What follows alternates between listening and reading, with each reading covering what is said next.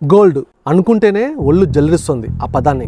ఎందుకంటే రీసెంట్గా నేను కాస్ట్కోకి వెళ్ళాను కెనడాలో. గోల్డ్ ఎవరైనా కొందామని చూసేకెళ్తే అక్కడ ఎవ్వరు లేరు, నేను తప్ప. అక్కడ వచ్చేసి 1 ounce వాల్యూ వచ్చేసి 5545 ఎంతో ఉంది. ఇండియాతో కంపేర్ చేసుకుంటే కెనడాలో కొంచెం ఒక 7000-8000 రూపీస్ తక్కువే ఉంది. సో మీరు కొనాలనుకుంటే కెనడాలో 1 ounce = 30 grams. మీరు కెనడాలో ఈ కాయిన్ని కొనుక్కోవచ్చు.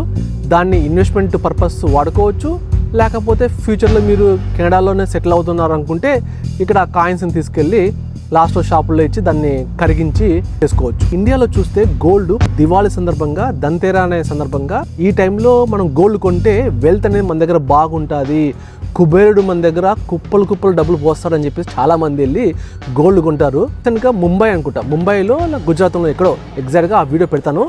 అక్కడ గోల్డ్ కోసం, సిల్వర్ కోసం చాలామంది లైన్లో నిలబడి ఉన్నారు. అదేదో స్వీట్లు కొంటారేమో అనుకున్నా, కానీ చూస్తే అది గోల్డ్ కొంటున్నారు.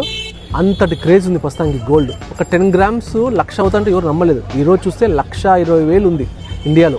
ఫ్యూచర్లో 2 lakhs అవుతా అని చెప్పేసి అందరూ అంటున్నారు.